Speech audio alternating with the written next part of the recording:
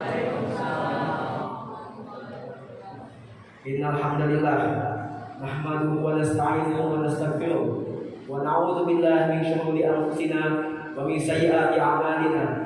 May yahdihillahu fala mudilla lahu wa may yudlil fala hadiya lahu. Asyhadu an la ilaha illallah wa asyhadu anna Muhammadan abduhu wa rasuluh. Fa inna asdaqal hadits kitabullah wa khairal hadi huda Muhammad sallallahu alaihi wasallam. Wa syarrul umuri muhdatsatuha wa kullu muhdatsatin bid'ah wa kullu bid'atin dhalalah wa kullu dhalalatin finnar. Amma ba'd. Segala puji bagi Allah Subhanahu wa taala yang telah memberikan kenikmatan dan rezekinya untuk kita, agar semoga kita bisa selalu bertambah banyak bersyukur kepada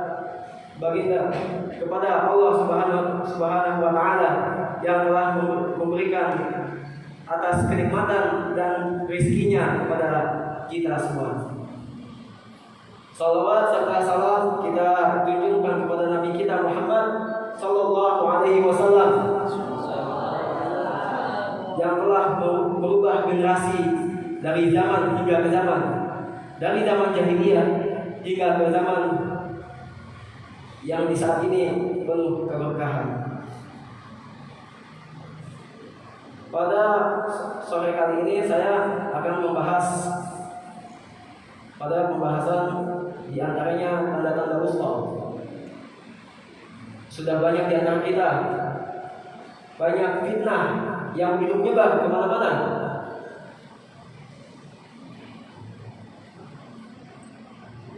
Banyaknya fitnah yang sampai-sampai banyaknya manusia yang begitu mengikuti hawa nafsu dan mengikuti jalan-jalan syaitan. Maka dari itu kita diperintahkan untuk memperbanyak memohon pertolongan kepada Allah Subhanahu wa taala. Dan saya akan menyebutkan hanya sedikit di antaranya tanda-tanda wusta, yaitu konspirasi bangsa-bangsa terhadap umat Islam.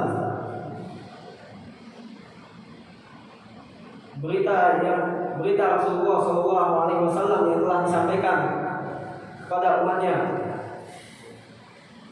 sudah lebih dari sekali dalam lintasan sejarah kaum muslimin,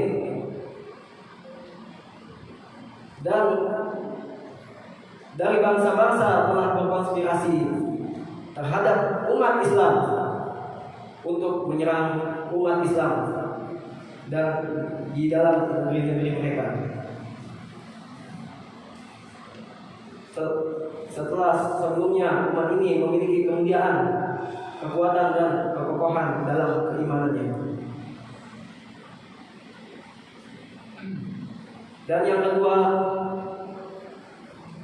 merebaknya perzinahan dan perbuatan keji.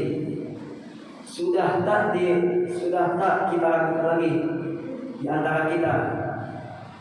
Banyaknya perzinahan dan perbuatan keji yang begitu meluas kemana-mana.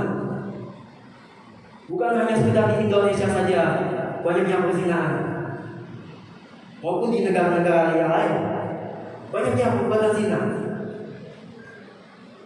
Kenapa dibilang yang perbuatan keji yang itu makin menyebar kemana-mana, hanya sedikit kebaikannya? Karena Allah Subhanahu wa taala berfirman dengan dalilnya, "Wala taqrabuz zina innahu kana fahisyatan wa sa'a sabila." Janganlah kamu mendekati zina. Sesungguhnya zina itu adalah perbuatan yang kecil dan suatu jalan yang buruk. Quran surat Al-Isra ayat 32. Janganlah kita melakukan suatu perbuatan kemungkaran seperti berzina, karena itu sudah jelas suatu perbuatan yang diharapkan oleh Allah Subhanahu wa taala. Islam diperintahkan untuk menjauhi segala perbuatan zina zina dan mengharamkannya. Apalagi sampai-sampai dia melakukan zina diniatkan karena ibadah, ini sudah tidak sepantasnya seperti ini. Janganlah seperti itu. Dan yang ketiga, banyaknya para ulama atau ustaz-ustaz yang bodoh. Sudah banyak di antara kita ustaz yang memberi kajian fatwa-fatwa yang tidak didasari dengan Al-Quran maupun hadis. Karena sebagaimana dalil Aisyah radhiyallahu anha berkata, Aisyah radhiyallahu anha qala Nabi sallallahu alaihi wasallam yaqulu man ahdatsa fi amrina hadza ma laysa minhu fa huwa raddun, muttafaqun alaihi. Yang artinya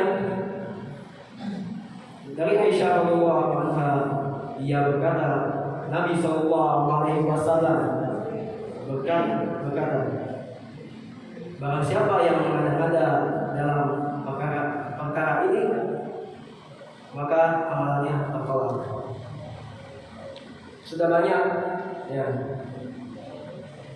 ustaz-ustaz yang para ulama yang kita lihat sekarang, yang Anda dengar dari sebelumnya ada Habib gitu ya.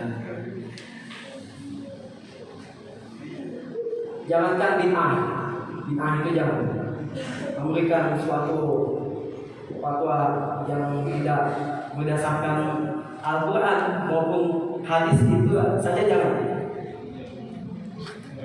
Karena itu juga termasuk dari akidahnya juga. Jadi akidah itu hanya satu, tidak ada yang lain.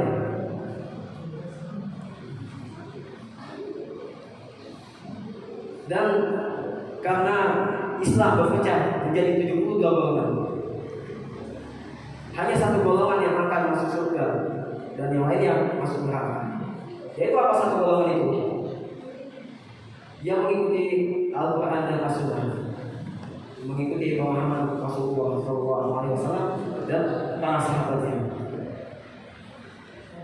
Jadi apabila kita melihat banyak majelis-majelis ilmu, ya terkadang tatkala di saat para jamaah hadirin yang di saat itu juga memilih para ulama yang